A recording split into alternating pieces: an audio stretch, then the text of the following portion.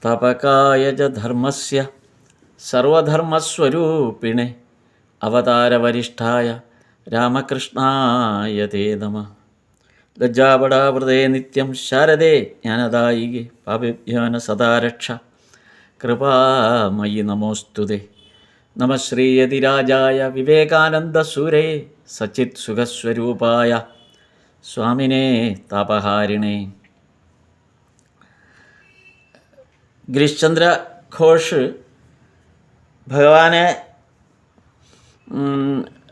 നേരിട്ട് കണ്ടിട്ടുള്ള അടുത്ത് ഇടപഴകാൻ കിട്ടിയ, അല്ലെ ഇടപഴകുകയല്ല, നേരിട്ട് കാണാനുണ്ടായ 2-3 സാഹചര്യങ്ങളാണ് ഇതിനു മുമ്പ് വിവരിച്ചത്. അതായത് ഭഗവാനിൽ വിശ്വാസം, ഭഗവാനിൽ നിന്നല്ല ഈശ്വരനിൽ പോലും വിശ്വാസമില്ലാത്ത, അല്ലെങ്കിൽ അങ്ങനെ ഈശ്വരവിശ്വാസം ഇല്ലാത്തൊരു സമൂഹത്തിൽ, അല്ലെങ്കിൽ കൂടുതൽ പേർ അങ്ങനെ ഉള്ളൊരവസ്ഥയിലുള്ള നാസ്തികരായിരിക്കുന്നവർ. അപ്പോൾ അങ്ങനെയുള്ളൊരു സമൂഹത്തിനിടയിലാണ് ഇദ്ദേഹവും ജീവിക്കുന്നത്, അല്ലെങ്കിൽ ആ ഒരു വഴിയിലാണ് ഇദ്ദേഹം സഞ്ചരിക്കുന്നത്. പ്രത്യേകിച്ച് എഴുത്തുകാരനൊക്കെ ആയതുകൊണ്ട്, പുരോഗമനവാദിയായതുകൊണ്ട് ഈശ്വരീയ സങ്കല്പങ്ങൾക്കൊക്കെ അങ്ങനെയൊന്ന് ചിന്തിക്കുന്നൊരു വഴിയല്ല. അതാണ് തന്നെ പ്രധാനം. അപ്പം ആ അവസ്ഥയിൽ നിൽക്കെ തന്നെ, ആ അവസ്ഥയ്ക്ക് മാറ്റം വരാതെ തന്നെ 2-3 പ്രാവശ്യം ശ്രീരാമകൃഷ്ണദേവനെ കാണാനിട വന്നു എന്നുള്ളതാണ് മുൻപ് നമ്മൾ കണ്ടത്. ഇനിയിപ്പോൾ 4ാമത്തെ ഒരു കൂടിക്കാഴ്ച, അതാണ് നമ്മൾ കഴിഞ്ഞ തവണ പറഞ്ഞു നിർത്തിയത്. 4ാമത്തെ ഒരു കൂടിക്കാഴ്ചയിലേക്ക് എത്തുകയാണ്. അപ്പോൾ ഈ 4ാമത്തെ കൂടിക്കാഴ്ച സന്ദർഭത്തിന് മുൻപായിട്ട് ഗിരീശ്ചന്ദ്ര ഘോഷ് കൽക്കത്തയിലെ ഒരു പശ്ചാത്തലം കൂടെ വിവരിക്കുന്നുണ്ട് ഇത്. കാരണം ഇത് ഗിരീശ്ചന്ദ്ര ഘോഷിൻ്റെ ആത്മസഞ്ചാരങ്ങളാണല്ലോ, ഭഗവാനെക്കുറിച്ചുള്ള ഓർമ്മകളാണ്. പഴയ ഓർമ്മകളിൽ നിന്ന് അദ്ദേഹം ഓർക്കുന്ന കാര്യങ്ങളിങ്ങനെ ഓർത്തെടുത്ത് 20 വർഷങ്ങൾക്ക് ശേഷം ഓർത്തെടുക്കുന്നതാണ് നമ്മളീ പറയുന്നത്. അപ്പോൾ ബംഗാളിൽ ഭഗവാനെ 2-3 പ്രാവശ്യം കാണുകയും കേൾക്കുകയൊക്കെ ചെയ്തു. എന്നാലും അങ്ങനെ ഒരു ഈശ്വരീയ ഭാവത്തിലൊന്നും ഉൾക്കൊണ്ടിട്ടില്ല ഒക്കെ ഇരിക്കുമ്പോൾ, എന്തുകൊണ്ടാണ് അങ്ങനെ ഒരു ചിന്താഗതിയിലേക്ക് താൻ ആ സന്ദർഭത്തിൽ അതിൽ നിന്ന് മോചിതനാകാതെ, ആ ഒരു ചിന്താഗതിയിൽ നിന്ന് മോചിതനാകാത്ത വിധം എന്ത് ചുറ്റുപാടിലായിരുന്നു താൻ ആ കാലത്ത് എന്ന് ബോധ്യപ്പെടുത്തുകയാണ്. അത് ബംഗാളിൻ്റെ ആകത്തുക, കൽക്കട്ടയുടെ തന്നെ, ആ കൽക്കത്ത നഗരത്തിൻ്റെ തന്നെ ഒരു പ്രത്യേകതയായിട്ടാണ് ആ കാലഘട്ടത്തെ ഗിരീഷ് ചന്ദ്ര ഘോഷ് പറയുന്നത്, ഈ സന്ദർഭം. അപ്പോൾ നമ്മളെ സംബന്ധിച്ചിടത്തോളം അത് ഗിരീഷ് ചന്ദ്ര ഘോഷിൻ്റെ ഈ വിവരണം നമുക്ക് നമ്മെ ഒരുപാട് കാര്യങ്ങൾ ബോധ്യപ്പെടുത്തുന്നുണ്ട്.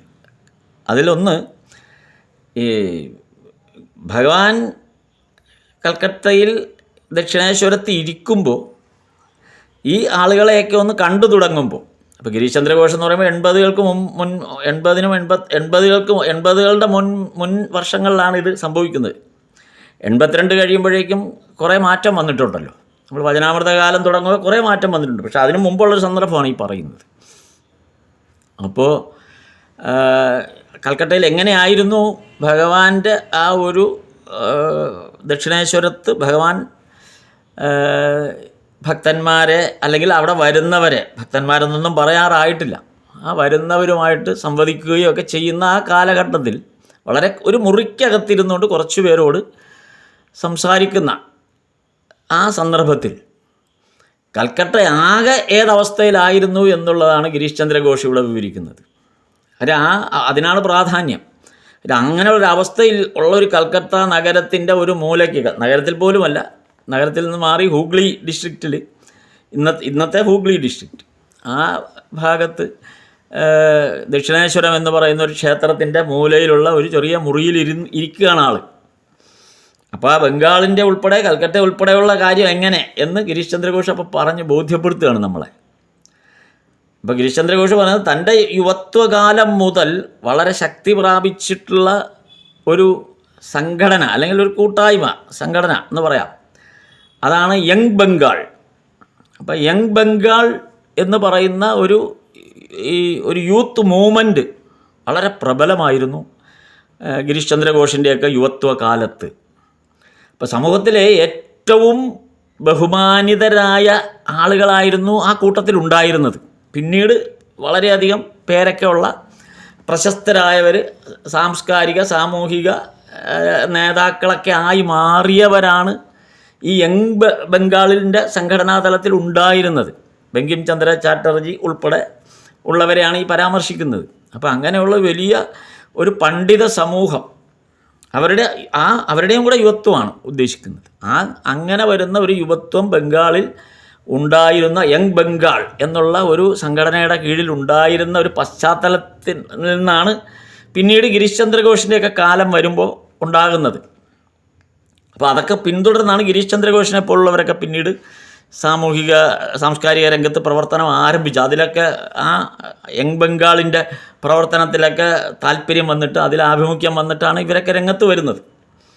ഈ യങ് ബംഗാളിൻ്റെ സംഘടനാതലത്തിൽ പ്രവർത്തിച്ചിരുന്ന ചെറുപ്പക്കാരുടെ ഒരു രീതി എന്തെന്ന് വെച്ചാൽ, അവർ പാശ്ചാത്യ വിദ്യാഭ്യാസം നേടിയവരായിരുന്നു. ഭൂരിപക്ഷം പേരും, ഒട്ടുമിക്ക പേരും പാശ്ചാത്യ വിദ്യാഭ്യാസം, ഇംഗ്ലീഷ് വിദ്യാഭ്യാസം നേടിയവരായിരുന്നു, അല്ലെങ്കിൽ ഇംഗ്ലീഷ് വിദ്യാഭ്യാസത്തിൻ്റെ രീതി പിന്തുടരുന്നവരാണ്.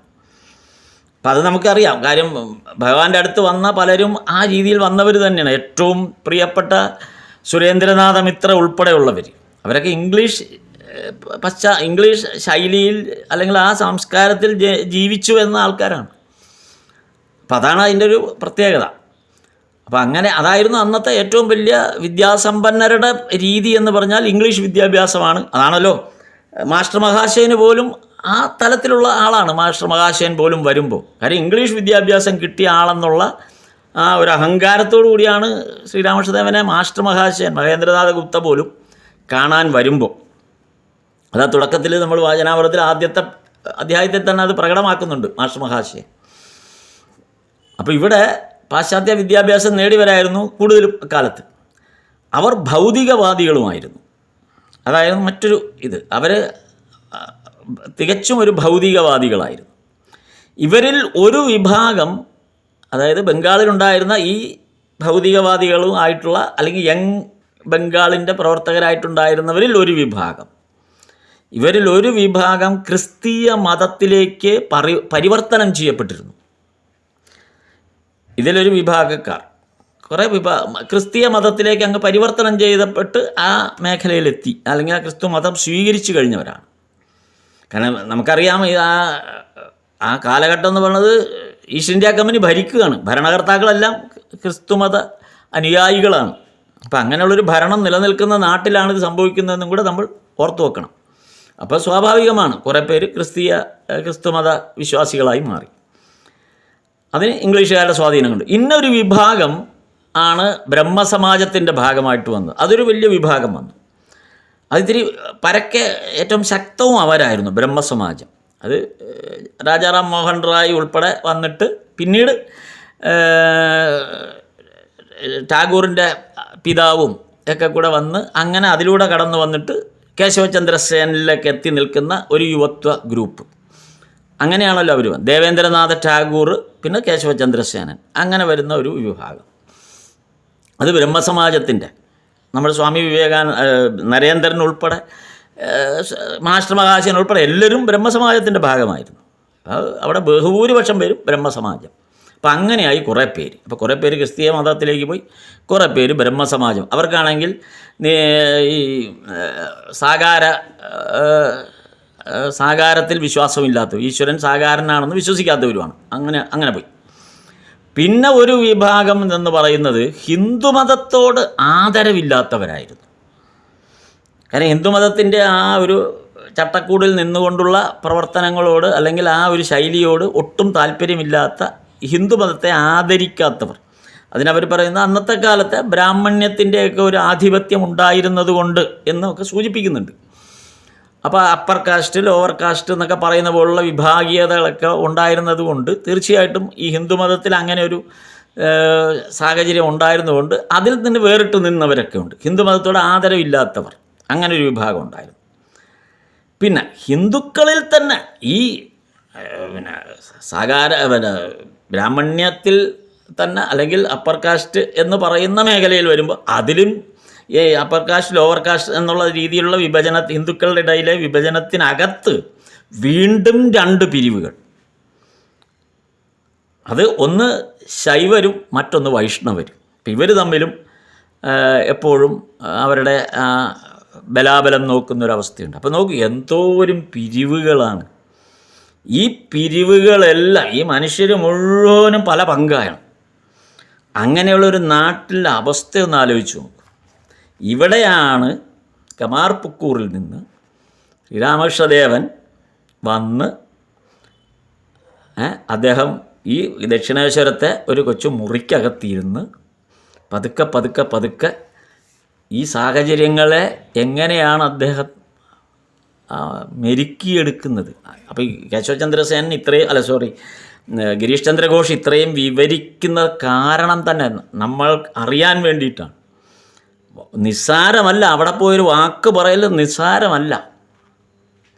അപ്പോൾ ഈ സന്ദർഭത്തിൽ ഗിരീഷ് ചന്ദ്ര ഘോഷിനും ശ്രീരാമകൃഷ്ണദേവനോട് ആഭിമുഖ്യമുള്ള ആളല്ല, അതുകൂടെ ഓർക്കണം.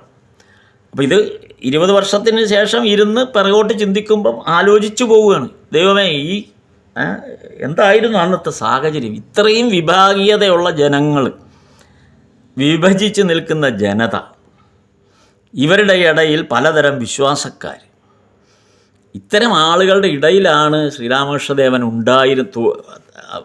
വന്നത് എന്ന് ആലോചിക്കുകയാണ്.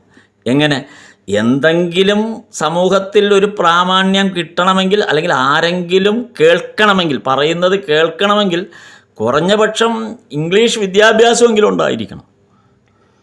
ഇവിടെ ഇംഗ്ലീഷ് വിദ്യാഭ്യാസം പോയിട്ട് ബംഗാളി വിദ്യാഭ്യാസം പോലും ഇല്ലാത്ത ആളാണ്. ആകെക്കൂടെ അറിയാവുന്ന കുറച്ച് നാട്ടിൽ പ്രചരിക്കുന്ന ആ ശൈലിയിലുള്ള സംഭാഷണം മാത്രമാണ് ആകെ അറിയാവുന്നത്. അപ്പം അങ്ങനെ ഒരാളാണ് ശ്രീരാമകൃഷ്ണദേവൻ. ആ സന്ദർഭത്തിൽ അങ്ങനെയുള്ളൊരു വ്യക്തിത്വമായിട്ടാണ് ശ്രീരാമകൃഷ്ണദേവനെ കാണപ്പെട്ടത് എന്ന് ഗിരീഷ് ചന്ദ്ര ഘോഷ് വിവരിക്കുകയാണ് നമ്മളോട്. അപ്പം എത്രമാത്രം ബുദ്ധിമുട്ടിയിരിക്കും ഭഗവാൻ ഈ സാഹചര്യത്തെ മാറ്റാൻ. അപ്പോൾ ഏത് വിഭാഗത്തിൽ പെടുത്തുമായി എന്നുള്ളതായാലും ശരി, അപ്പോൾ ഈ നേരത്തെ പറഞ്ഞ പണ്ഡിത മേഖലയിലുള്ള പലതരത്തിൽ പണ്ഡിതന്മാരായ ആളുകളെക്കുറിച്ച് പറഞ്ഞല്ലോ, ഈ ഇംഗ്ലീഷ് വിദ്യാഭ്യാസവും അതും ഇതുമൊക്കെ ബ്രാഹ്മണ്യവും എല്ലാം കൂടെ ചേർത്ത് അങ്ങനെ പണ്ഡിതരായ ആളുകളുടെ ആ സമൂഹത്തിൻ്റെ ഒരു പ്രത്യേകതയായിട്ട് ഗിരീഷ് ചന്ദ്ര ഘോഷ് പറയുന്നത്, ഇവരാരും യഥാർത്ഥത്തിൽ ഗ്രന്ഥം പാരായണം ചെയ്യുകയോ അതൊക്കെ ഉൾക്കൊള്ളുകയോ അങ്ങനെയൊന്നും ഇവർ ചെയ്തിട്ടില്ല. അതാണ് ഇതിനകത്ത് ഏറ്റവും വലിയൊരു പ്രശ്നം. ഇവരാരും തന്നെ മതഗ്രന്ഥങ്ങൾ പഠിക്കുകയോ അത് വേണ്ട രീതിയിൽ മനനം ചെയ്യുകയോ ഒന്നും ചെയ്തിട്ടില്ല. ഇവരുടെ വിശ്വാസ പ്രമാണങ്ങൾക്ക് അനുസരിച്ചുള്ള കാര്യങ്ങൾ മാത്രം നോക്കി പോകുന്നവരാണ്. മറ്റ് കാര്യങ്ങളൊന്നും ഇവർ വായിച്ചിട്ട് പോലുമില്ല. അപ്പം അങ്ങനെയാണ് ഇവർ ഇതിനകത്ത് പ്രാമാണ്യം നേടിയിരിക്കുന്നത്. ഗിരീഷ് ചന്ദ്ര ഘോഷും അങ്ങനെ തന്നെ. ഗിരീഷ് ചന്ദ്ര ഘോഷിനെ സംബന്ധിച്ചും സ്വന്തം നിലവാരവും ഇത് തന്നെ ആയിരുന്നു എന്ന് തന്നെയാണ് ഗിരീഷ് ചന്ദ്ര ഘോഷ് പറയുന്നത്. മതഗ്രന്ഥങ്ങളെക്കുറിച്ചോ ആധ്യാത്മികതയെക്കുറിച്ചോ ഈശ്വരീയ തത്വങ്ങളെക്കുറിച്ചോ ഉദ്ഘോഷിക്കുന്ന ഒരു ഗ്രന്ഥവും ആരും വായിച്ചിട്ടില്ല. എന്നാൽ പൊതുവേദിയിലോ ഇവർ വന്നാൽ ഘോരഘോരം പ്രസംഗിക്കുകയും ചെയ്യും. ഇതൊന്നും അറിഞ്ഞുകൂടാ, ഇതൊന്നും വായിച്ചിട്ടില്ല, എന്നാലും പൊതുവേദിയിൽ വന്ന് ഘോരഘോരം പ്രസംഗിക്കും. അതൊന്നും ഇന്നും ഇക്കാലത്തും ഒന്നും മാറ്റം വന്നിട്ടില്ല എന്ന് നമുക്ക് ഗിരീഷ് ചന്ദ്ര ഘോഷ് പറയുമ്പോൾ, ഗിരീഷ് ചന്ദ്ര ഘോഷ് ഉണ്ടായിരുന്നെങ്കിൽ നമുക്ക് പറയാമായിരുന്നു, ഇപ്പോഴും മാറ്റമൊന്നും വന്നിട്ടില്ല, ഇപ്പോഴും ഇങ്ങനെയൊക്കെ തന്നെയാണ് കാര്യങ്ങൾ നടക്കുന്നത്. പ്രസംഗകരും പ്രഭാഷകരുടെയൊക്കെ അവസ്ഥ ഇതാണ്. അവർ ഏതെങ്കിലും ഒരു ഭാഗത്ത് നിന്നുകൊണ്ട് അങ്ങ് പ്രഭാഷണത്തെ ഒരു ക്രൗഡ് പുള്ളേഴ്സായി മാത്രം നിലനിൽക്കുകയാണ്. അവർ കുറേ ആൾ കൂടാനുള്ള ഒരു ചെപ്പിടി വിദ്യ അവരുടെ കയ്യിലുണ്ട്. അപ്പം അങ്ങനെയാണ് പ്രസംഗങ്ങൾ പോകുന്നത്. ആധ്യാത്മികതയുടെ പ്രസംഗങ്ങൾ പലപ്പോഴും പോകുന്നത് ആ തരത്തിലാണ്. ഇത് അന്നത്തെ കാലത്തെ വെച്ചുകൊണ്ട് ഗിരീഷ് ചന്ദ്ര ഘോഷ് പറയുകയാണ്. അപ്പോൾ ഈ ഒരു പശ്ചാത്തലത്തിലാണ് ഇങ്ങനെയൊക്കെ ഉള്ള ഇതിന് പ്രാമാണ്യമുള്ള ഈ ഒരു ഘടനയുള്ള ഈ പശ്ചാത്തലത്തിൽ ശ്രീരാമകൃഷ്ണദേവൻ കൽക്കത്തയിൽ ഉണ്ടായിരുന്നൊരു വ്യക്തി എന്നുള്ള നിലയിലാണ് ഗിരീഷ് ചന്ദ്ര ഘോഷ് ഇപ്പോൾ അത്ഭുതത്തോടുകൂടി ഇതെങ്ങനെയാണ് ഭഗവാൻ ഇതെല്ലാം മാറ്റിമറിച്ചത്, ഒരു പാലാഴി മഥനം പോലെ ആയിരുന്നു എന്നാണ് പറയുന്നത്. മുഴുവൻ ഇളക്കി മറിക്കാൻ ശ്രീരാമകൃഷ്ണദേവൻ എന്താണ് ആ പ്രഭാവം എന്നുള്ളതിനെക്കുറിച്ച് അന്ന് തിരിച്ചറിയാതിരുന്ന ആ കാലഘട്ടത്തിൽ പോലും, ആ കാലഘട്ടത്തിൽ ഈ പ്രഭാവത്തെക്കുറിച്ച് തിരിച്ചറിയാത്ത ആ ഒരു കാലഘട്ടത്തിൽ താൻ എങ്ങനെയാണ് ആ കാലഘട്ടം പിന്നിട്ടത് എന്ന് അത്ഭുതത്തോടു കൂടി ശ്രീരാമകൃഷ്ണദേവനെക്കുറിച്ച് ഗിരീഷ് ചന്ദ്ര ഘോഷ് ആലോചിക്കുകയാണ്. എന്നിട്ട് അപ്പോൾ ഈ സാഹചര്യം അന്ന് നിലനിന്നപ്പോൾ എന്തായിരുന്നു ഗിരീഷ് ചന്ദ്ര ഘോഷിൽ സംഭവിച്ചത്? ഈശ്വരനെ വിശ്വസിക്കാതിരിക്കുക എന്നുള്ളതായിരുന്നു പണ്ഡിതന്മാരുടെ ലക്ഷണം. അന്നത്തെ പണ്ഡിതന്മാരുടെ ലക്ഷണം എന്തെന്ന് വെച്ചാൽ ഈശ്വര വിശ്വാസം ഇല്ലാത്തവരായിരിക്കണം. ഈശ്വരനെ നിഷേധിക്കാതെ ഈശ്വരനെ ഇല്ല, പിന്നെ ആ കാര്യം ആലോചിക്കണ്ടല്ലോ. അപ്പം അതാണ് പണ്ഡിതന്മാരുടെ ഒരു പവർ എന്ന് പറയുന്നത്. അപ്പോൾ ഇംഗ്ലീഷ് സംസാരിക്കുകയും ഇംഗ്ലീഷ് വസ്ത്രധാരണം നടത്തുകയും ഇംഗ്ലീഷ് പുസ്തകങ്ങൾ മാത്രം വായിക്കുകയും ചെയ്യുന്നവരാണ് സമൂഹത്തിൽ ഏറ്റവും ഉന്നതരായവർ. അപ്പോൾ ഇതായിരുന്നു ഈ ഒരു സാഹചര്യത്തിൽ നിന്നുകൊണ്ടാണ് ഗിരീഷ് ചന്ദ്ര ഘോഷ് ശ്രീരാമകൃഷ്ണദേവനെ കാണുന്നത് എന്ന് ആലോചിക്കണം. അതേപോലെ ഞാൻ കാണുന്നത് ഈ കാലത്താണ്, ഈ ഒരു പശ്ചാത്തലത്തിൽ നിന്നുകൊണ്ടാണ് ഞാൻ ആദ്യം ശ്രീരാമകൃഷ്ണദേവനെ കാണുന്നത്. അപ്പോൾ കഴിഞ്ഞ 3 തവണ കണ്ട കാര്യം നമ്മൾ നേരത്തെ വായിച്ചപ്പോഴും ആ കാഴ്ചയുടെയൊക്കെ പശ്ചാത്തലം ഇതായിരുന്നു. ഭഗവാനെ കാണാനുണ്ടായ ആ പശ്ചാത്തലം ഈ ഒരു പശ്ചാത്തലത്തിലായിരുന്നത് കൊണ്ടാണ്, ആ പശ്ചാത്തലത്തിൽ ഇരുന്നു കൊണ്ടാണ് താനും ഭഗവാനെ കണ്ടത്. അപ്പോൾ അങ്ങനെയുള്ള യുവാക്കളെ സംബന്ധിച്ചോ, അന്നത്തെ യുവത്വത്തെ സംബന്ധിച്ച് ഗിരീഷ് ചന്ദ്ര ഘോഷ് പറയുന്ന ഈ ഒരു ഘടനയിലൊക്കെ ഉണ്ട്. ഇതിൻ്റെയൊക്കെ ഒരു എക്സ്ട്രീം പോർഷനിൽ വരുന്ന ഒരു യുവാക്കളുടെ ഒരു സംഘമുണ്ട്. അവരെ അന്നത്തെ കാലത്തെ ഐക്കണോക്ലാസ്റ്റുകൾ എന്നാണ് വിശേഷിപ്പിച്ചിരുന്നത്. അതായത് വിഗ്രഹഭഞ്ജകർ എന്ന് പറയും. വിഗ്രഹഭഞ്ജകരാണ്. അത് നിലവിൽ അങ്ങനെയുള്ള എന്തെങ്കിലും സങ്കല്പങ്ങളുണ്ടെങ്കിൽ അതിനെപ്പോലും തച്ചുടയ്ക്കും. അപ്പോൾ എല്ലാ സാംസ്കാരിക ഐക്കണുകളെയും തച്ചുടയ്ക്കുന്ന അങ്ങനെയുള്ളൊരു ആവേശഭരിതരായ ഐക്കണോക്ലാസ്റ്റുകളായിരുന്നു വിഗ്രഹഭഞ്ജകരുടെ ഒരു വലിയ, അതായിരുന്നു ഫാഷൻ. അപ്പോൾ എവിടെയും സമൂഹത്തിൽ നിലനിൽക്കണമെങ്കിൽ ഒരു വിഗ്രഹഭഞ്ജകനാണ് എന്നുള്ളത് പറയണം, എങ്കിലേ അതാണ് ഫാഷൻ. അതിനെ ഗിരീഷ് ചന്ദ്ര ഘോഷ് പറഞ്ഞാൽ അതൊരു ഫാഷനായിരുന്നു എന്നാണ്. കാര്യം അതായിരുന്നു ഫാഷൻ. അപ്പോൾ എല്ലാവരും അത് ശീലിച്ചാലേ സമൂഹത്തിൽ അംഗീകാരം കിട്ടും. അപ്പം ഇതിനിടെ ഇടയ്ക്കിടെ ഈ ബ്രഹ്മസമാജത്തിൽ അതിൻ്റെ ആ ബ്രഹ്മസമാജത്തിലേക്ക് സന്ദർശിക്കുന്ന ഒരു സാഹചര്യം ഗിരീഷ് ചന്ദ്ര ഘോഷിനുണ്ടായിരുന്നു. കൂടെ ബ്രഹ്മസമാജത്തിൻ്റെ മീറ്റിങ്ങുകളിൽ പോയി പങ്കെടുക്കും. അതിപ്പോൾ ഇവരെല്ലാവരും പങ്കെടുത്തിരുന്നു. അപ്പോൾ നരേന്ദ്രനും ഒക്കെ പിന്നീട് പങ്കെടുത്തിട്ടുണ്ട്. അപ്പോൾ ഈശ്വര കാര്യങ്ങളിൽ ഏർപ്പെടുന്നവരുമായിട്ട് സംസാരിക്കുന്നത് പതിവുണ്ടായി. അപ്പോൾ ഈ ബ്രഹ്മസമാജത്തിൽ പങ്കെടുക്കുക മാത്രമല്ല, പിന്നീട് ഈശ്വര കാര്യങ്ങൾ സംസാരിക്കുന്ന ഒരു ചെറിയ വിഭാഗവും അക്കാലത്ത് ഉണ്ടായിരുന്നു. തീരെ ഇല്ലെന്നല്ല പറഞ്ഞത്, അക്കാലത്ത് അങ്ങനെയുള്ളവരും ഉണ്ട്. അവരുമായിട്ടൊക്കെ ഇടയ്ക്ക് സംസാരിക്കും. കാരണം നമ്മൾ കഴിഞ്ഞ തവണ പറഞ്ഞു നിർത്തിയ ഭാഗത്താണ്, അതായത് ഈശ്വരൻ ഉണ്ടോ ഇല്ലയോ എന്നുള്ളൊരു സന്നിഗ്ധാവസ്ഥയിൽ ഗിരീഷ് ചന്ദ്ര ഘോഷ് എത്തി നിൽക്കുകയാണ്. അങ്ങനെ എത്തി നിൽക്കാനുള്ള കാരണം ഈ മുൻ പറഞ്ഞ കാര്യങ്ങളാണ്. അപ്പോൾ അതിൻ്റെ അടിസ്ഥാനത്തിൽ പിന്നീട് ജീവിതത്തിൽ ചില പരീക്ഷണങ്ങൾ നേരിടേണ്ടി വന്നപ്പോൾ അവസാനം ഭഗവത്ഗീതയിലെ ഇത് വായിച്ചതുമൊക്കെ കഴിഞ്ഞ തവണ നമ്മൾ പറഞ്ഞു. അപ്പോൾ അതിൻ്റെയൊക്കെ അടിസ്ഥാനത്തിൽ ഈശ്വരൻ തീരെ ഇല്ല എന്നുള്ള അഭിപ്രായം മാറിയിട്ട് ഈശ്വരൻ ഉണ്ടോ ഇല്ലയോ, ഇല്ല എന്ന് ഉറപ്പിച്ച് പറയാൻ തയ്യാറല്ലാത്തൊരു മാനസികാവസ്ഥയിലേക്ക് എത്തി. ഇല്ല എന്ന് പറയുന്നില്ലെന്നേ ഉള്ളൂ, ഉണ്ടെന്ന് പറയുന്നില്ല, പക്ഷേ ഇല്ല എന്നും പറയുന്നില്ല. അപ്പോൾ ആ ഒരവസ്ഥയിൽ നിൽക്കുമ്പോഴാണ് അതിൻ്റെ ഒരു അന്വേഷണത്തിൻ്റെ ഭാഗമായിട്ടാണ് ഈശ്വരീയ കാര്യങ്ങൾ സംസാരിക്കുന്നവരുമായിട്ട് ഗിരീഷ് ചന്ദ്ര ഘോഷ് സംസാരിച്ചു. അപ്പോൾ ഈശ്വരനുണ്ടെങ്കിൽ, അപ്പോൾ ഗിരീഷ് ചന്ദ്ര ഘോഷിൻ്റെ അടുത്ത സംശയം ഇതായിരുന്നു. അപ്പോൾ ശരി, ഓക്കെ, ഈശ്വരനുണ്ട്, ഞാൻ സമ്മതിച്ചു. അപ്പോൾ ഈശ്വരനുണ്ടെങ്കിൽ ഗിരീഷ് ചന്ദ്ര ഘോഷ് ചോദിച്ചത്, അങ്ങനെയാണെങ്കിൽ ആ ഈശ്വരൻ ഏത് മതത്തിലായിരിക്കും പെടുക? അങ്ങനൊരു ഇത് വേണമല്ലോ. ഈശ്വരൻ ഏതെങ്കിലും ഒരു മതത്തിൽ പെട്ടിരിക്കുമല്ലോ, അത് ഏത് മതത്തിലാണ് ഈശ്വരൻ പെട്ടിരിക്കുക എന്നുള്ളതായിരുന്നു ഗിരീഷ് ചന്ദ്ര ഘോഷിൻ്റെ അടുത്ത ചോദ്യം. ഇത് സമൂഹത്തിൽ ഗിരീഷ് ചന്ദ്ര ഘോഷ് പലയിടത്തും തർക്കങ്ങൾ നടക്കുമ്പോൾ പോയി തർക്കങ്ങളിൽ ഏർപ്പെടുമ്പോൾ ഗിരീഷ് ചന്ദ്ര ഘോഷ് തന്നെ അവതരിപ്പിക്കുന്ന ചില തർക്കങ്ങളാണ്. ഇത് ഈശ്വര നിഷേധത്തിന് വേണ്ടിയിട്ടല്ല, അതറിയാനുള്ള ഒരു മോഹം ഉള്ളിൽ സ്വാഭാവികമായി ഉണർന്നു കഴിഞ്ഞിരുന്നു അപ്പോഴേക്കും. അതുകൊണ്ടാണ് ഈശ്വരനുണ്ടെങ്കിൽ ഏതു മതമായിരിക്കും ഈശ്വരൻ സ്വീകരിക്കുക? ഒരു പരിഹാരം ഇതിന് കണ്ടതേയില്ല. ഈ ഒരു ചോദ്യത്തിന് ആരും ഉത്തരം കൊടുത്തില്ല. ഈ പറഞ്ഞ ഇത്രയും വിഗ്രഹഭഞ്ജകരുണ്ടായിട്ട്, അല്ലെങ്കിൽ ബ്രഹ്മസമാജംകാരുണ്ടായിട്ട്, അല്ലെങ്കിൽ മറ്റ് പുരോഗമനവാദികളുണ്ടായിട്ട്, എല്ലാം ഉണ്ടായിട്ട് എല്ലാവരോടും ചോദിച്ചു, ഈശ്വരനുണ്ടെങ്കിൽ ഈശ്വരൻ ഏത് മതത്തിലായിരിക്കും? ആ ചോദ്യത്തിൻ്റെ മുന്നിൽ കൽക്കട്ടയിലെ അന്നത്തെ ഒരു സമൂഹം, അതായത് ഗിരീഷ് ചന്ദ്ര ഘോഷ് ഇടപെട്ട സമൂഹത്തിലെ ആളുകൾ ഉത്തരം മുട്ടിപ്പോയി. അവരാരും അതിന് ഉത്തരം നൽകിയില്ല ഗിരീഷ് ചന്ദ്ര ഘോഷിന്. അങ്ങനെ ഉത്തരം നൽകാഞ്ഞതുകൊണ്ടാണ് ഗിരീഷ് ചന്ദ്ര ഘോഷിനൊരു സംശയം തോന്നിയത്. അങ്ങനെയാണെങ്കിൽ ഈശ്വരൻ ഉണ്ടാകാൻ സാധ്യതയുണ്ട്. അതുകൊണ്ടാണല്ലോ ഇവർ ഉത്തരം മുട്ടിപ്പോയത്. അല്ലെങ്കിൽ ഇവർക്ക് പറയാമായിരുന്നല്ലോ. അപ്പോൾ ഇവർക്ക് ഉത്തരം മുട്ടിപ്പോയി. അപ്പോൾ അവസാനം ഗിരീഷ് ചന്ദ്ര ഘോഷ് ഒരു വഴി കണ്ടുപിടിച്ചു. അങ്ങനെയാണെങ്കിൽ ഇപ്പം ഇവരാരും ഉത്തരം പറയുന്നില്ല. ആ സ്ഥിതിക്ക് ഈശ്വരൻ ചിലപ്പോൾ ഉണ്ടായേക്കാം, എനിക്കറിയില്ല. എന്നാൽ അങ്ങനെ ഒരു ഈശ്വരൻ ഉണ്ടെങ്കിൽ ഞാൻ ആ ഈശ്വരനോട് ദയവായി അപേക്ഷിക്കുകയാണ്, നീ തന്നെ ഒരു വഴി കാണിച്ചു തരണം. നീ ഉണ്ട് എന്ന് നീ തന്നെ എന്നെ കാണിച്ചു തരണം.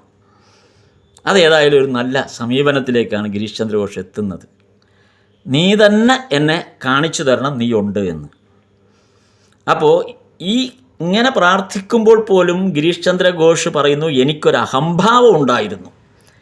അതെന്തായിരുന്നു അത്? ഗിരീഷ് ചന്ദ്ര ഘോഷ് ചില തർക്കങ്ങൾക്ക് ഇടപെടുമ്പോൾ ചില കാര്യങ്ങൾ തർക്കത്തിന് വേണ്ടി ഉന്നയിക്കാറുണ്ട്. അതിതാണ്, നോക്കൂ, ഒരു ജീവിതത്തിനാവശ്യമായ വായു, വെള്ളം, വെളിച്ചം തുടങ്ങിയവ ഇതെല്ലാം നമുക്ക് കിട്ടുന്ന പ്രകൃതിയിൽ നിന്നാണ്.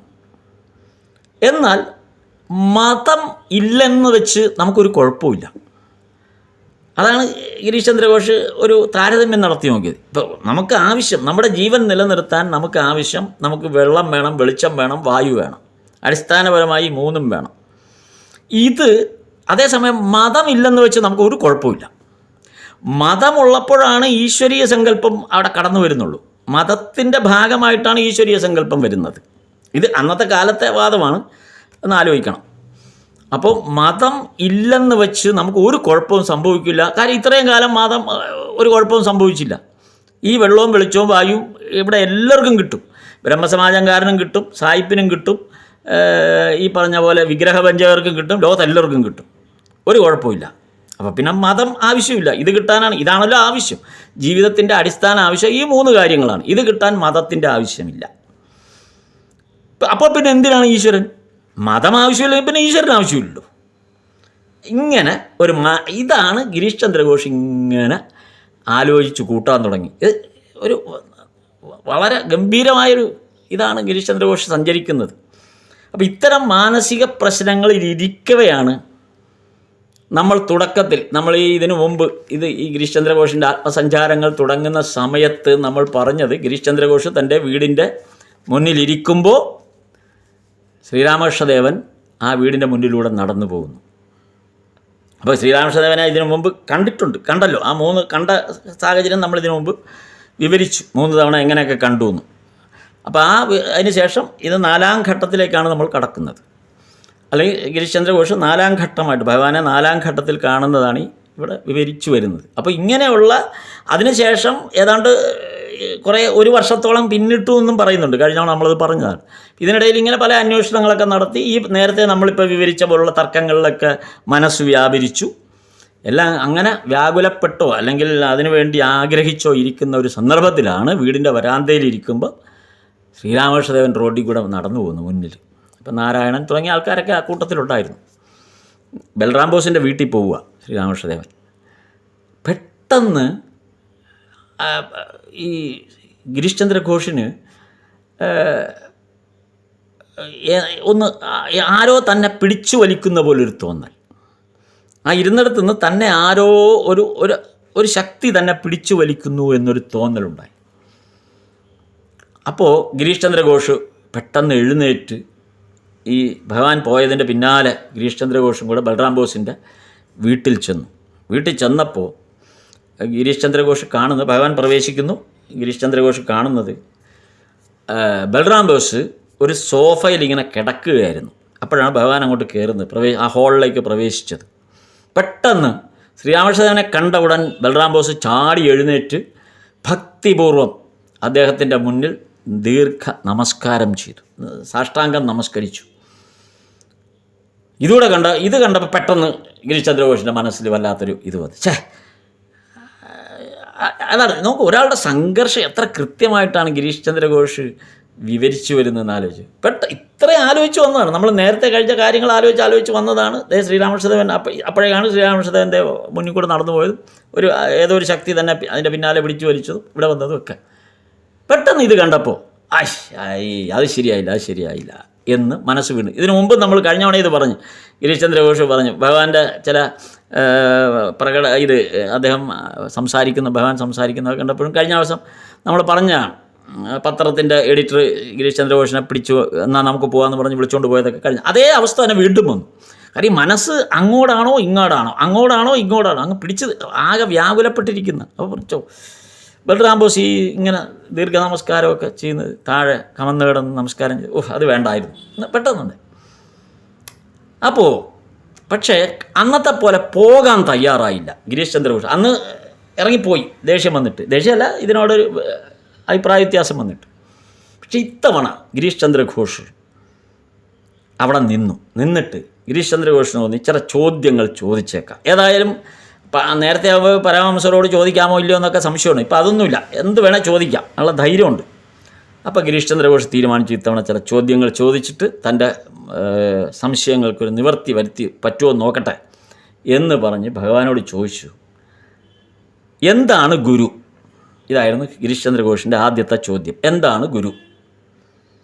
അപ്പോൾ ഭഗവാൻ വളരെ ഗ്രാമ്യ ഭാഷയിൽ പറഞ്ഞത്, ഗുരു എന്ന് പറഞ്ഞാൽ ഒരു കല്യാണ ബ്രോക്കറാണ്.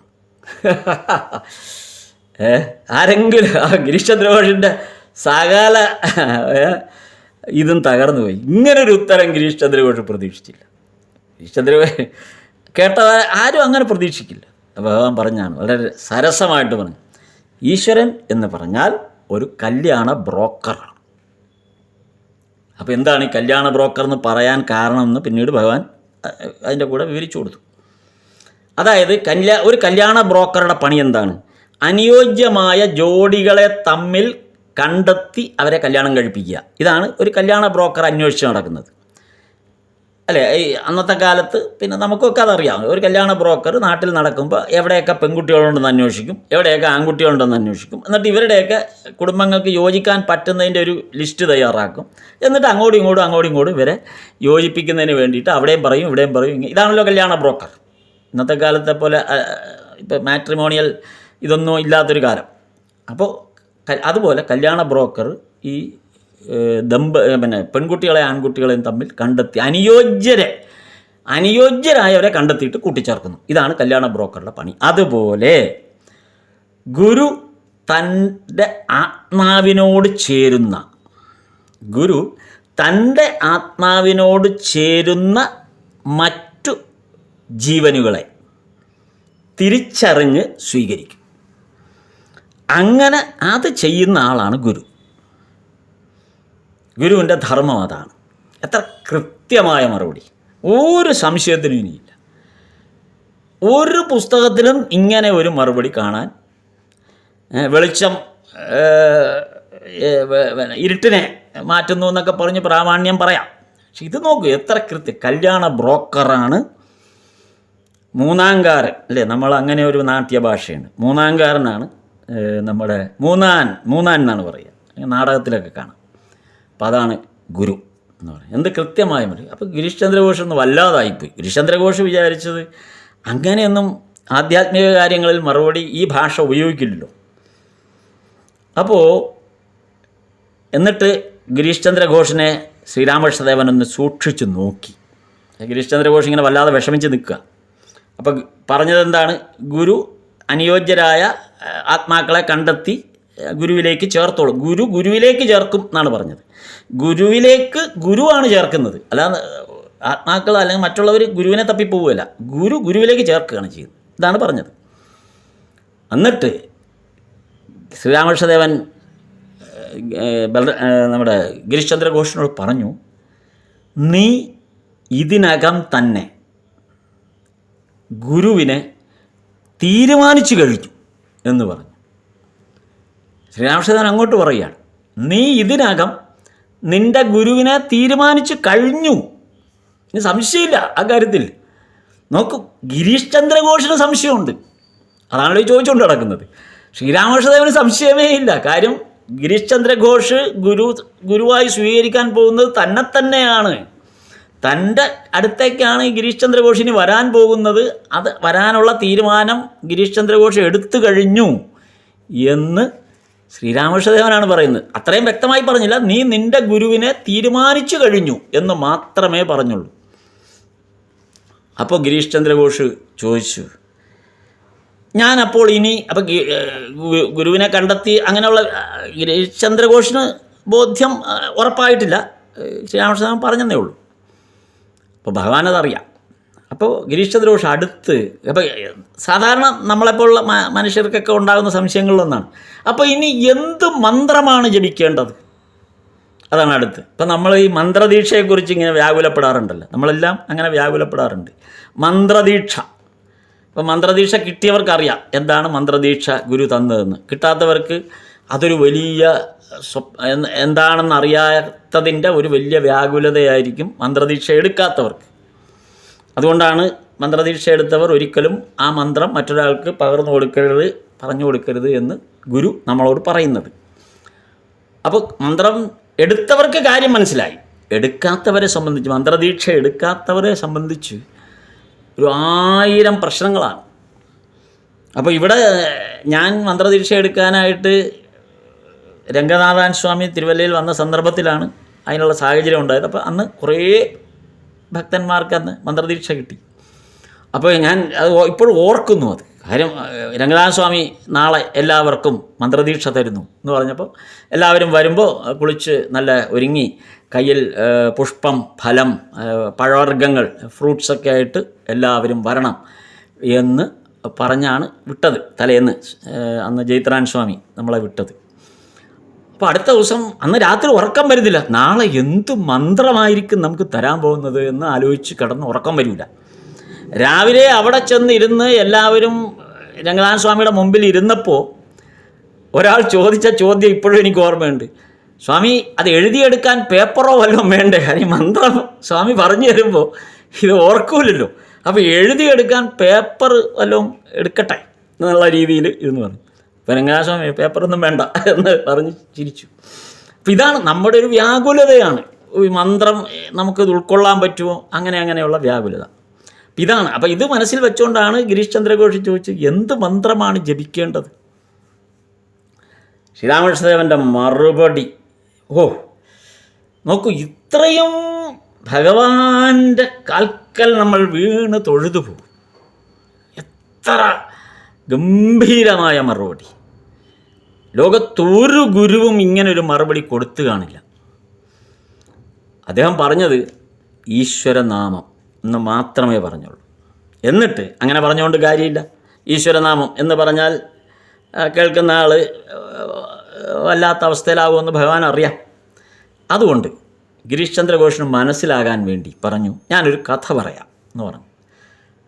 മന്ത്രത്തിൻ്റെ കഥ പറയാം എന്ന് പറഞ്ഞു. എന്നിട്ട് പറഞ്ഞു, രാമാനന്ദ സന്യാസി വര്യൻ, മഹർഷി വര്യൻ രാമാനന്ദ എല്ലാ ദിവസവും ഗംഗയിൽ കുളിക്കാൻ പോകും. രാവിലെ തന്നെ കുളിക്കാൻ പോകും.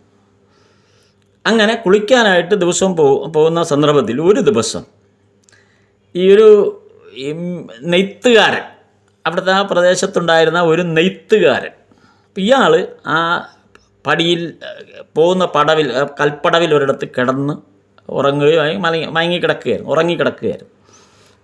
അപ്പോൾ ഇയാൾ അവിടെ കിടക്കുന്നതുകൊണ്ട് ഈ രാമാനന്ദ അങ്ങോട്ട് വന്നപ്പോൾ അദ്ദേഹം പെട്ടെന്ന് ഒരു എന്താ പറയുക, ഒരു എക്ടസിയിലാണല്ലോ അദ്ദേഹവും നടക്കുന്നത്. സന്യാസി വര്യനും നടക്കുന്നത് അങ്ങനെയാണ്. പെട്ടെന്ന് ഫ്രണ്ടിലുള്ള കാഴ്ചകൾ ചിലപ്പോൾ കണ്ടില്ലെന്ന് വരും.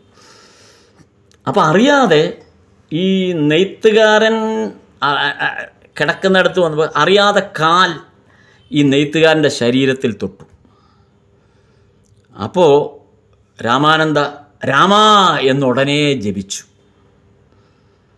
അപ്പോൾ രാമാനന്ദ ഇങ്ങനെ ജപിക്കുന്നത് കേട്ട നെയ്ത്തുകാരൻ അയാൾ ധരിച്ചത് ഇതാണ് മന്ത്രം, ഇത് ചവിട്ടിയത് കൊണ്ട് രാമ എന്ന് വിളിച്ചു പോയതാണെന്ന് നെയ്ത്തുകാരൻ ധരിച്ചില്ല. നെയ്ത്തുകാരൻ ധരിച്ചത്, അദ്ദേഹം ഞെട്ടി ഉണർന്നപ്പോൾ അല്ലെങ്കിൽ പെട്ടെന്ന് ചാടി എണീറ്റപ്പോൾ കേൾക്കുന്നത് ഈ മഹർഷിവര്യനായ രാമാനന്ദ രാമ എന്ന് ജപിച്ചുകൊണ്ട് പോകുന്നതാണ്. അപ്പോൾ ഇതാണ് മന്ത്രം, ഈ മന്ത്രമാണ് ഇദ്ദേഹത്തിൻ്റെ ശക്തി. ഇത് കേട്ട നെയ്ത്തുകാരൻ ആ നിമിഷം മുതൽ രാമ എന്ന് ജപിക്കാൻ തുടങ്ങി. സംഭവിച്ചത്, ആ നെയ്ത്തുകാരന് ഈശ്വര സാക്ഷാത്കാരം കിട്ടി. ഇതാണ് ഭഗവാൻ ഗിരീഷ് ചന്ദ്ര ഘോഷിന് പറഞ്ഞു കൊടുത്ത കഥ. നോക്കി, എത്ര ഭംഗിയായ കഥ. നമ്മൾ വാത്മീകിക്കും അത് തന്നെയാണ് കൊടുത്തത്. അത് രാമാന്ന് പോലും പറയാനറിയില്ല. അതുകൊണ്ടാണല്ലോ ആ മരം ഈ മരം എന്ന് പറയാൻ പറഞ്ഞത്. സപ്തഋഷികൾ ആ മരം ഈ മരം എന്ന് പറഞ്ഞുകൊണ്ടിരുന്നു, ഞങ്ങൾ പിന്നെ വരാമെന്ന് പറഞ്ഞ് പോയത് അതുകൊണ്ടാണ്. അപ്പോൾ ആ ഒരു നാമം, അതാണ് ഭഗവാൻ ശ്രീരാമകൃഷ്ണൻ പറഞ്ഞ ഈശ്വരനാമം. ആ ഒരു നാമം മതി ഈശ്വരനെ സാക്ഷാത്കരിക്കാൻ. ആ ഒരു നാമം മതി, ഈശ്വര സാക്ഷാത്കാരമാണ്. അപ്പോൾ ശ്രീരാമകൃഷ്ണൻ വിഷയം ഗിരീഷ് അപ്പോൾ ഇങ്ങനെ പറഞ്ഞു കഴിഞ്ഞെങ്കിലും പെട്ടെന്ന് ശ്രീരാമകൃഷ്ണദേവൻ ഈ ആധ്യാത്മിക കാര്യങ്ങളിൽ നിന്ന് പെട്ടെന്ന് അങ്ങ് അവിടെ കട്ട് ചെയ്തു. ആ സംസാരം അവിടെ നിർത്തി. എന്നിട്ട് ഗിരീഷ് ചന്ദ്ര ഘോഷിനോട് നാടകത്തെക്കുറിച്ച് ചോദിക്കാൻ തുടങ്ങി. രംഗം ഒന്ന് ശാന്തമാകുക. അപ്പോൾ ഭഗവാൻ എത്ര ടാക്റ്റിസോട് കൂടിയാണ് ഗിരീഷ് ചന്ദ്ര ഘോഷിനോട് സംസാരിക്കുന്നതെന്ന് ആലോചിച്ചു. ഒരു ഫ്രണ്ടിൽ നിൽക്കുന്ന ആൾ സംശയത്തിൻ്റെ കൂടാരമാണെന്ന് അറിയാമല്ലോ. അപ്പോൾ വന്നിട്ട് നാടകത്തെക്കുറിച്ച് സംസാരിക്കുകയാണ്. എന്നിട്ട് പറഞ്ഞു, എനിക്ക് നിങ്ങളുടെ നാടകം വളരെ ഇഷ്ടപ്പെട്ടു. അപ്പോൾ ഇതിനു മുൻപ് നാടകം കാണാൻ പോയ കാര്യം നമ്മൾ അറിഞ്ഞല്ലോ. കഴിഞ്ഞ തവണ നമ്മൾ പറഞ്ഞതാണ്. സ്റ്റാർ തിയേറ്ററിൽ മറ്റേ ചൈതന്യ മഹാപ്രഭുവിൻ്റെ നാടകം കാണാനായിട്ട് ശ്രീരാമകൃഷ്ണൻ പോയ കാര്യം നമ്മൾ കഴിഞ്ഞ തവണ പറഞ്ഞാണ്. അപ്പോൾ പറഞ്ഞു, നിങ്ങളുടെ നാടകം എനിക്ക് ഗംഭീരമായിട്ട് ഇഷ്ടപ്പെട്ടു. എന്നിട്ട് അപ്പോൾ അന്ന് ശ്രീരാമകൃഷ്ണദേവൻ ഗിരീഷ് ചന്ദ്ര ഘോഷിനോടൊന്നും പ്രത്യേകിച്ച് പറഞ്ഞിരുന്നില്ല. അപ്പോൾ അതുകൊണ്ട് ഗിരീഷ് ചന്ദ്ര ഘോഷ് ഈ സന്ദർഭത്തിൽ ഇപ്പോൾ അത് നന്നായിരുന്നു, കണ്ടത് എനിക്ക് വലിയ ഇഷ്ടപ്പെട്ടു എന്ന് പറഞ്ഞിട്ട് ശ്രീരാമകൃഷ്ണദേവൻ ഗിരീഷ് ചന്ദ്ര ഘോഷിനെ അനുഗ്രഹിക്കുകയാണ്. എങ്ങനെയാണ് അനുഗ്രഹിച്ചത്? ഇത്രയാണ് ഗിരീഷ് ചന്ദ്ര ഘോഷിനോട് ശ്രീരാമകൃഷ്ണദേവൻ പറഞ്ഞത്: അറിവിൻ്റെ സൂര്യൻ നിങ്ങളുടെ മേൽ പ്രകാശിച്ചു തുടങ്ങിയിരിക്കുന്നു. നിങ്ങളുടെ ഹൃദയത്തിലെ എല്ലാ കളങ്കങ്ങളും കഴുകിപ്പോകും. നിങ്ങളുടെ ജീവിതം വളരെ വേഗം, എത്രയും പെട്ടെന്ന് ഭക്തി കൊണ്ട് നിറയും. ഇത്രയുമാണ് ശ്രീരാമകൃഷ്ണദേവൻ ഗിരീഷ് ചന്ദ്ര ഘോഷിനോട് പറഞ്ഞത്. നമുക്ക് ഭഗവാൻ എത്ര മുൻകൂട്ടിയാണ് ഓരോന്ന് പറയുന്നത്. ഗിരീഷ് ചന്ദ്ര ഘോഷിന് ഇപ്പോഴും ഒന്നും ആയിട്ടില്ല, ഒരു അറ്റത്തും എത്തിയിട്ടില്ല. അത് നമുക്ക് പോകുമ്പോൾ അറിയാം. ഇതൊന്നും ഏറ്റിട്ടില്ല. അവിടെ ഏറ്റിട്ടില്ല വെച്ചാൽ ആകെ സംശയത്തിൻ്റെ കൂടാരമായിട്ട് ഇരിക്കുകയാണ്. അപ്പോൾ ഗിരീഷ് ചന്ദ്ര ഘോഷ് ഇത് കേട്ടപ്പോൾ പറഞ്ഞു, ഗിരീഷ് ചന്ദ്ര ഘോഷ് പറയുകയാണ്, നോക്കൂ, ഇത്രയും അനുഗ്രഹിച്ചു പറഞ്ഞാണ്. അപ്പോൾ ഗിരീഷ് ചന്ദ്ര ഘോഷ് ധരിച്ചത് എന്താ? താൻ അപാര ഭക്തി ഉള്ളവനാണെന്നും ഈശ്വര സാക്ഷാത്കാരത്തിന് അർഹനായി കഴിഞ്ഞവനാണെന്നും ഒക്കെയുള്ള കാര്യം ശ്രീരാമകൃഷ്ണദേവൻ തെറ്റിദ്ധരിച്ചിട്ട്, അല്ലെങ്കിൽ ഈ ചൈതന്യ മഹാപ്രഭുവിൻ്റെ നാടകമൊന്നും എടുക്കൂലല്ലോ. അപ്പോൾ മഹാവിഷ്ണുവിൻ്റെ അവതാരമായ ചൈതന്യ മഹാപ്രഭുവിൻ്റെ നാടകം ഒക്കെ അവതരിപ്പിച്ചപ്പോൾ താൻ എന്തോ വലിയ ഭക്തനായതുകൊണ്ടാണ് ഇതൊക്കെ ചെയ്തതെന്ന് ശ്രീരാമകൃഷ്ണദേവൻ തെറ്റിദ്ധരിച്ചിട്ടുണ്ട് എന്ന് ഗിരീഷ് ചന്ദ്ര ഘോഷിന് തോന്നിയതുകൊണ്ട് പറഞ്ഞു, ഞാൻ ഈ ഭക്തി കൊണ്ടൊന്നുമല്ല അത് എഴുതിയത്. അത്തരം വിഷയം നാടകമായിട്ട് അവതരിപ്പിച്ചാൽ എനിക്ക് കുറച്ച് കാശ് കിട്ടും. ഈ ബംഗാളിലുള്ള ആളുകളൊക്കെ ഇത്തരം നാടകം കാണാൻ ഇഷ്ടം പോലെ കയറി വരും. ഒരു സാമൂഹിക നാടകത്തിനൊന്നും കിട്ടാത്ത അത്രയും പ്രചാരം അല്ലെങ്കിൽ ഒരു തിരക്ക് ആളുകൾ ഇതിന് വരും. അതുകൊണ്ടാണ് ഞാൻ ഈ നാടകം കളിച്ചത്, അല്ലാതെ ഞാൻ ഭക്തി കൊണ്ടൊന്നും അല്ല എന്ന് പറഞ്ഞു. ഈ ഭക്തിക്ക് അങ്ങനെ ഒരു വലിയ ഗുണഫലമുണ്ട് അല്ലേ? നമ്മൾ ഈ പഴയ കാലത്ത് നമ്മുടെ തന്നെ മലയാള സിനിമയുടെ തുടക്കകാലത്തൊക്കെ അത് ഒരുപാട് ഭക്തി സിനിമകൾക്ക് വളരെയധികം ഇതുണ്ട്. ഇപ്പോൾ ഇവിടെ തന്നെ പണ്ട് കേരളത്തിൽ 2 പ്രഗത്ഭരായ സ്റ്റുഡിയോ ഉടമകളാണ് സിനിമ മത്സരിച്ച് പിടിച്ചത്. ഒന്ന് ഇവിടെ മെരിലാൻഡ് സ്റ്റുഡിയോയിൽ നിന്ന് സുബ്രഹ്മണ്യവും ഉദയ സ്റ്റുഡിയോയിൽ നിന്ന് കുഞ്ചാക്കോയും, ഇവരായിരുന്നല്ലോ മത്സരം. അപ്പോൾ മെരിലാൻഡ് സ്റ്റുഡിയോയിൽ നിന്ന് സുബ്രഹ്മണ്യം ഭക്തകുചേല എന്ന സിനിമ എടുക്കും. ഉടൻ തന്നെ ഇവിടെ ഉദയയിൽ നിന്ന് കുഞ്ചാക്കോ കൃഷ്ണകുചേല എന്ന് പറഞ്ഞ് സിനിമ എടുക്കും. അപ്പോൾ ഇങ്ങനെ അങ്ങോട്ടും ഇങ്ങോട്ടും മത്സരമാണ്. അപ്പോൾ നോക്കൂ, സ്വാമി അയ്യപ്പൻ ബമ്പർ ഹിറ്റായി മാറിയ സിനിമകളാണ്. എന്തിനധികം ഈ അടുത്ത കാലത്തിറങ്ങിയ മാളികപ്പുറം പോലുള്ള സിനിമ പോലും. ഒരു നടനെ വലിയ സ്റ്റാർ വാല്യൂ ഉണ്ടാകാതിരുന്നൊരു നടൻ പെട്ടെന്ന് സൂപ്പർ സ്റ്റാർ പദവിയിലേക്ക് ഉയർന്ന ഒരു സിനിമയായിട്ടത് മാറി. അപ്പോൾ ഭക്തിക്ക് എത്രമാത്രമാണ് ഈ വിഷ്വൽ ആർട്ടിൽ, ഈ നാടകം, സിനിമ തുടങ്ങിയ മേഖലകളിലുള്ള ആ സ്വാധീനം എത്രയാണെന്ന് അറിയാം. അതപ്പോൾ നേരത്തെ സുബ്രഹ്മണ്യവും കുഞ്ചാക്കോയും ഒക്കെ കണ്ടുപിടിച്ച പോലെ അത് ഗിരീഷ് ചന്ദ്ര ഘോഷ് അക്കാലത്ത് വളരെ ഏതാണ്ട് 100-120 വർഷങ്ങൾക്ക് മുമ്പേ ഗിരീഷ് ചന്ദ്ര ഘോഷ് അത് മനസ്സിലാക്കിയിട്ട് ഗിരീഷ് ചന്ദ്ര ഘോഷ് അത് പ്രയോഗിച്ചു. അതാണ് ഗിരീഷ് ചന്ദ്ര ഘോഷ് പറഞ്ഞത്, ഞാൻ ഭക്തനൊന്നുമല്ല, പൈസയ്ക്ക് വേണ്ടി ചെയ്താണെന്ന്. അപ്പോൾ ശ്രീരാമകൃഷ്ണദേവൻ അത് കേട്ടിട്ട് ചിരിച്ചിട്ട് പറഞ്ഞു, നിങ്ങൾ നിങ്ങളുടെ തിയേറ്ററിൽ കൊണ്ടുപോയി എന്നെ മറ്റൊരു നാടകം കാണിച്ചു തരാമോ എന്ന് ചോദിച്ചു. നോക്കൂ, ശ്രീരാമകൃഷ്ണദേവൻ നേരത്തെ കണ്ടത് സമ്മതിച്ചു, ഭക്തി നാടകം, ഇത് ചൈതന്യ മഹാപ്രഭു. എന്നെ മറ്റൊരു നാടകം, എനിക്ക് വേറൊരു നാടകം കാണണം, അപ്പം നിങ്ങൾ എന്നെ നിങ്ങളുടെ തിയേറ്ററിൽ കൊണ്ടുപോയി ആ നാടകം കാണിച്ചു തരുമോ എന്ന് ചോദിച്ചു.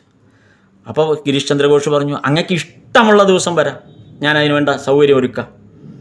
അപ്പോൾ ശ്രീരാമകൃഷ്ണദേവൻ പറഞ്ഞു, എന്നാൽ എൻ്റെ കയ്യിൽ നിന്ന് ചാർജ് മേടിക്കണം. കഴിഞ്ഞ തവണ ശ്രീരാമകൃഷ്ണദേവന് മാത്രമേ ഫ്രീ കൊടുത്തുള്ളൂ, കൂടെ വരുന്നവരൊക്കെ ടിക്കറ്റ് എടുക്കണമെന്ന് അദ്ദേഹം പറഞ്ഞിരുന്നു എന്നുള്ളത് നമ്മൾ കഴിഞ്ഞ തവണ പറഞ്ഞതാണ്. അപ്പം ഇത്തവണ ശ്രീരാമകൃഷ്ണദേവൻ ഗിരീഷ് ചന്ദ്ര ഘോഷിനോട് പറഞ്ഞു, ഞാൻ വരുന്നത് ശരി, പക്ഷേ എൻ്റെ കയ്യിൽ നിന്ന് ചാർജ് മേടിക്കണം, അതിൻ്റെ ടിക്കറ്റിൻ്റെ ചാർജ് എൻ്റെ കയ്യിൽ നിന്ന് മേടിക്കണം എന്ന് പറഞ്ഞു. അപ്പോൾ ഗിരീഷ് ചന്ദ്ര ഘോഷ് പറഞ്ഞു, ഏറ്റു, ഞാൻ മേടിക്കാം, അങ്ങനെയാണെങ്കിൽ എനിക്കൊരു 8 അണ തരൂ, 8 അണ തന്നാൽ മതി. 8 അണ അന്നത്തെ ചാർജാണല്ലോ, നല്ല ചാർജാണ്, അപ്പോൾ 8 അണ തരൂ എന്ന് പറഞ്ഞു. അപ്പോൾ ശ്രീരാമകൃഷ്ണദേവൻ ചോദിച്ചു, അത് ബാൽക്കണി ടിക്കറ്റിനുള്ള ചാർജല്ലേ? ശ്രീരാമകൃഷ്ണദേവൻ ഇതൊക്കെ കാര്യങ്ങൾ എത്ര ഭംഗിയായിട്ട് അറിയാമെന്ന് നോക്ക്. അത് ബാൽക്കണി ടിക്കറ്റിൻ്റെ അല്ലേ? ഈ ബാൽക്കണി ടിക്കറ്റിൽ കയറിയാൽ കുഴപ്പം, അവിടെ മുഴുവൻ ആളുകൾ തിങ്ങി നിരന്ന് ബഹളം ഉണ്ടാക്കും, എനിക്കത് വലിയ ഒരു രസമില്ല, അതുകൊണ്ട് എനിക്ക് അത് വേണ്ട. അപ്പോൾ ഗിരീഷ് ചന്ദ്ര ഘോഷ് പറഞ്ഞു, അങ്ങനെയാണെങ്കിൽ ഒരു കാര്യം ചെയ്യാം, കഴിഞ്ഞ തവണ ഇരുന്ന പോലെ നമുക്ക് ബോക്സിലിരിക്കാം എന്ന് പറഞ്ഞു. അപ്പോൾ ശ്രീരാമകൃഷ്ണൻ പറഞ്ഞു, അങ്ങനെയാണെങ്കിൽ അതിൻ്റെ ടിക്കറ്റ് റേറ്റായ ₹1 വാങ്ങണം. ഓക്കെ, ശ്രീരാമകൃഷ്ണൻ കൃത്യമായിട്ട് അറിയാം എത്ര രൂപയാണ്, ഓരോ ക്ലാസ്സിൽ എത്ര രൂപ കൊടുക്കണമെന്നൊക്കെ കൃത്യമായിട്ട് അറിയാം. അപ്പോൾ ശ്രീരാമകൃഷ്ണൻ പറഞ്ഞു, അങ്ങനെയാണെങ്കിൽ അതിൻ്റെ ₹1 വാങ്ങണം. അപ്പോൾ ഗിരീഷ് ചന്ദ്ര ഘോഷ്, ശരി, അങ്ങയുടെ ഇഷ്ടം പോലെ, എനിക്കതിനകത്ത് യാതൊരു ഇതില്ല, അങ്ങ് പറയുന്ന പോലെ ഞാൻ ചെയ്യാം. എന്നിട്ട് ഇത്രയും കഴിഞ്ഞിട്ട് കുറച്ച് കഴിഞ്ഞ് ആ വീട്ടിൽ നിന്ന്, ഇത് ബൽറാം ബോസിൻ്റെ വീട്ടിൽ വെച്ചാണ് ഈ സംഭാഷണം നടക്കുന്നത്, അത് കഴിഞ്ഞിട്ട് ഈ വീട്ടിൽ നിന്ന് ഗിരീഷ് ചന്ദ്ര ഘോഷ് മടങ്ങുകയാണ്. ആ വീട്ടിൽ നിന്ന് തിരിച്ച് തൻ്റെ അവിടെ നിന്ന് ഇറങ്ങി തിരിച്ചു നടന്നു. അപ്പോൾ തിരിച്ചു നടന്നപ്പോൾ ഹരിപാദൻ എന്ന സുഹൃത്ത് കൂടെ അദ്ദേഹത്തിൻ്റെ കൂടെ ഉണ്ടായിരുന്നു, ഹരിപാദൻ. അപ്പോൾ ഹരിപാദൻ ഈ തിരിച്ച് നടന്ന വഴിക്ക് റോഡിലെത്തിയപ്പം ഗിരീഷ് ചന്ദ്ര ഘോഷിനോട് ചോദിച്ചു, അദ്ദേഹത്തെക്കുറിച്ച് എന്ത് തോന്നുന്നു, ശ്രീരാമകൃഷ്ണദേവനെക്കുറിച്ച് എന്ത് തോന്നുന്നു? അപ്പോൾ ഗിരീഷ് ചന്ദ്ര ഘോഷ് പറഞ്ഞു, അദ്ദേഹം വലിയൊരു ഭക്തനാണെന്ന് എനിക്ക് തോന്നുന്നു, എൻ്റെ ഹൃദയം ആനന്ദം കൊണ്ട് നിറഞ്ഞു. ഞാൻ അവിടെ നിന്നപ്പോൾ ഒരു ഗുരുവിനെ അന്വേഷിച്ചുകൊണ്ടുള്ള എൻ്റെ അലച്ചിൽ ഇതോടെ അവസാനിച്ചു എന്നെനിക്ക് മനസ്സിലായി. എന്തുകൊണ്ടെന്നാൽ ശ്രീരാമകൃഷ്ണൻ പറഞ്ഞില്ലേ, എൻ്റെ ഗുരുവിനെ ഞാൻ കണ്ടെത്തിക്കഴിഞ്ഞുവെന്ന്. നോക്കൂ, ഗിരീഷ് ചന്ദ്ര ഘോഷ് അത് മനസ്സിലാക്കി പെട്ടെന്ന്. അതാണ്, ആ ഗുരുകൃപ എത്തിക്കഴിഞ്ഞാൽ പിന്നെ മനസ്സിനോടുള്ള സഞ്ചാരം വളരെ പെട്ടെന്നാണ്, പിന്നെ എല്ലാം പെട്ടെന്നായിരിക്കും ആ ലയനം നടക്കുക. അതുകൊണ്ടാണ് ഗിരീഷ് ചന്ദ്ര ഘോഷ് പറഞ്ഞത്, അദ്ദേഹം എന്നോട് നേരത്തെ പറഞ്ഞത് നീ കേട്ടില്ലേ, ഞാൻ എൻ്റെ ഗുരുവിനെ തിരഞ്ഞെടുത്തു കഴിഞ്ഞു എന്നാണ്. അപ്പം അതാണ് ഗിരീഷ് ചന്ദ്ര ഘോഷ് ആ ഒരു തലത്തിൽ നിന്നുകൊണ്ടാണ് ആ മനസ്സിലാക്കൽ, ഭഗവാനെ ശ്രീരാമകൃഷ്ണദേവനെ അന്ന് മനസ്സിലാക്കിക്കൊണ്ട് തിരിച്ചു വന്നത്. ഇപ്പം കുറച്ച് ദിവസം കഴിഞ്ഞ്, കാരണം ഈ മനസ്സിൻ്റെ ചാഞ്ചാട്ടം ഭയങ്കരമാണെന്നുള്ള വീണ്ടും ഗിരീഷ് ചന്ദ്ര ഘോഷ് നമ്മളെ ബോധ്യപ്പെടുത്തുകയാണ്. ഇത്രയൊക്കെ ഉറപ്പായ ആളാണ്. എന്നിട്ട് കുറച്ച് ദിവസം കഴിഞ്ഞൊരു സംഭവം ഉണ്ടായി. മുമ്പ് ഗുരുവിനെക്കുറിച്ച് എനിക്കുണ്ടായ എല്ലാ ധാരണകളും ശുദ്ധ മണ്ടത്തരമായിരുന്നു എന്ന് ഞാൻ പിന്നെ മനസ്സിലാക്കി. ഇപ്പോൾ ഗുരു എന്ന് നമ്മൾ കഴിഞ്ഞ തവണ അത് വായിച്ചാണ്. ഗുരു എന്ന് പറഞ്ഞാൽ വലിയ ആരുമായിട്ട് അധികം മിണ്ടാത്ത, അത്യാവശ്യം മാത്രം സംസാരിക്കുന്ന, വലിയ നിലയിലുള്ള, അങ്ങനെ വല്ലാത്തൊരു, കഴിഞ്ഞ തവണ നമ്മൾ വിവരിച്ചതാണ് ഒരു ഗുരുവിനെക്കുറിച്ച് ഗിരീഷ് ചന്ദ്ര ഘോഷിൻ്റെ ഭാവന. അപ്പം അങ്ങനെയൊന്നുമല്ല, ഒരു ഗുരുവിനുണ്ടാകേണ്ട, എങ്ങനെയാണ് ഗുരുവിനുണ്ടാകണമെന്നുള്ള ഞാൻ ഇത്രയും നാൾ ധരിച്ചു വച്ചിരുന്നതൊക്കെ വെറും ശുദ്ധ മണ്ടത്തരമാണെന്ന് എനിക്ക് മനസ്സിലായി. ഒരു ഗുരുവായ മനുഷ്യൻ്റെ മുന്നിൽ മറ്റൊരു മനുഷ്യൻ തൊഴുതു നിൽക്കുന്നത് എന്തിന് എന്നായിരുന്നു എൻ്റെ സംശയം.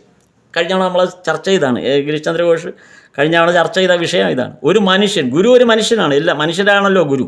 അപ്പം മനുഷ്യരുടെ മുമ്പിൽ പോയി വേറൊരു മനുഷ്യൻ താണ് തൊഴേണ്ട ആവശ്യമുണ്ടോ? അപ്പോൾ ഗുരു മനുഷ്യൻ തന്നെയാണ് ഗുരുവെങ്കിൽ പിന്നെ ആ ഗുരുവിനെ സ്വീകരിക്കേണ്ട കാര്യമില്ലല്ലോ എന്നൊക്കെയുള്ള സംശയം കഴിഞ്ഞ തവണ ചർച്ച ചെയ്തതാണ്. അപ്പോൾ അതാണ് പറഞ്ഞത്, എൻ്റെ ധാരണ അങ്ങനെയായിരുന്നു. മനുഷ്യന് ഗുരു, ഒരു മനുഷ്യൻ തന്നെ ഗുരുവാണെങ്കിൽ പിന്നെ ആ ഗുരുവിനെ നമ്മൾ എന്തിനാണ് വെറുതെ ഗുരുവായി അംഗീകരിക്കണം? ഇവിടെ ശ്രീരാമകൃഷ്ണദേവൻ എന്നെയാണ് തൊഴുതത്. രാമകൃഷ്ണദേവൻ്റെ അടുത്ത് വന്നപ്പോൾ ശ്രീരാമകൃഷ്ണദേവൻ എന്നെയാണ് തൊഴുതത്. അതോടെ എൻ്റെ ദുരഭിമാനം പോയി.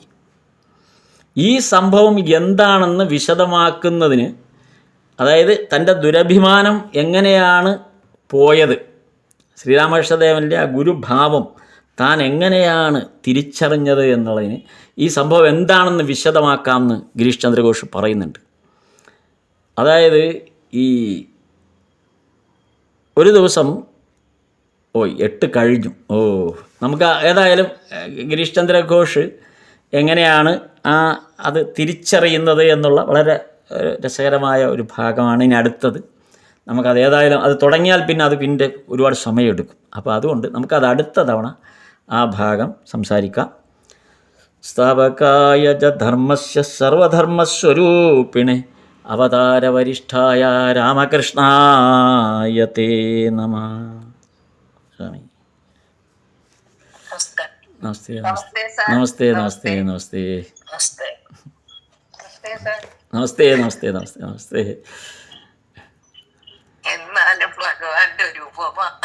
അയ്യോ, കല്യാണ ബ്രോക്കറാണ് ഈശ്വരൻ. അങ്ങനെ ലോകത്ത് ഒരിടത്ത് ഉപയോഗിച്ചിട്ടില്ല ആരും. ഗംഭീരം. അയ്യോ,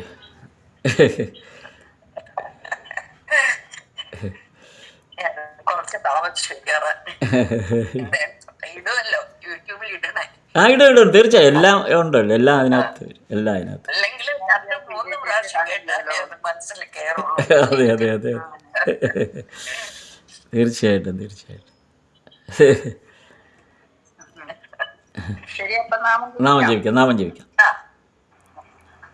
ഓം ശ്രീ ശാരദാദേവി നമഃ. ഓം ശ്രീ ശാരദാദേവി നമഃ. ഓം ശ്രീ